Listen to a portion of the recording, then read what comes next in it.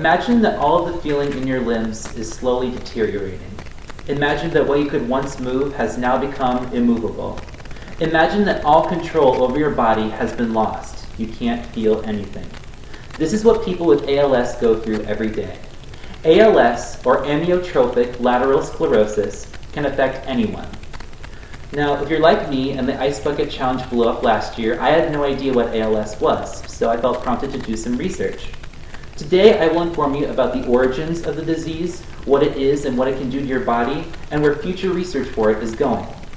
So starting from the beginning, according to the ALS Association, ALS was discovered by a French neurologist in the 1800s named Jean-Martin Charcot, but it didn't take off and gain public attention until the famous baseball player Lou Gehrig developed it in the 1930s. According to the New York Times, he began showing symptoms in 1938 as well as the 1939 spring training season. But he didn't even make it to the summer baseball games because his performance was so poor that he stopped playing.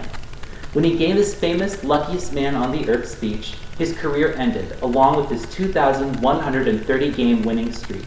Not winning streak, but game streak, but yeah. Now, many have been lost to ALS since then, but Lou Gehrig remains the prime example for what ALS can do to someone and how devastating it is, which is why it has the nickname Lou Gehrig's disease. Now, we've come a long way since then, and we've learned a couple things along the way. So what exactly is ALS? It's a rare degenerative disease that can affect the brain and the spinal cord and is diagnosed over 5,600 times a year. Its full name, amyotrophic lateral sclerosis, means no muscle movement in the Greek language. Now what it is that it affects motor neurons in our body, which are these impulses sent down from the brain, down the spinal cord, and to our muscle fibers, controlling muscle movement. It's basically the brain's way of getting us to move. Now, what exactly it does is that it weakens these motor neurons and causes them to die and the brain loses control. Now, in this diagram, you can see this perfectly healthy motor neuron sending its impulses to the muscle, but then there's the weakened one by ALS, which is much thinner and a much thinner muscle because of it. Now, ALS can have a variety of symptoms. In the early stages, there can be muscle weakness, twitching, and shortness of breath.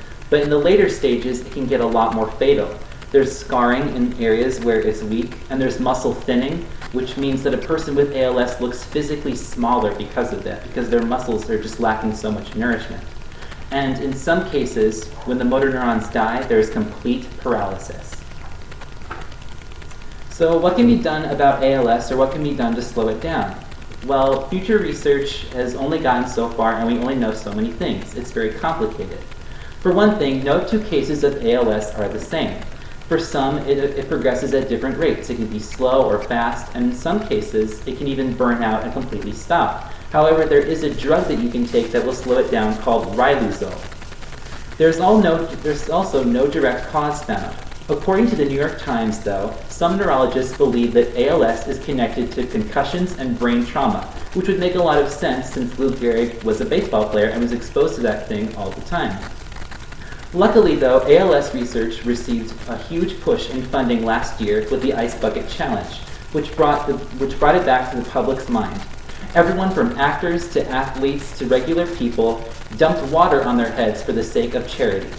According to The Atlantic, Facebook data says that over 15 million people participated in the Ice Bucket Challenge in some way over the course of the summer, raising over $100 million in the process, which is definitely a huge push for the road to the cure.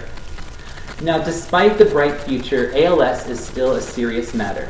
In conclusion, it has a troubled past, it can do terrible things to your body, and it leaves us with very little solutions. Now, this is really important because ALS can affect any one of us. But as long as we stay informed, we'll be in a better place if we find ourselves losing control.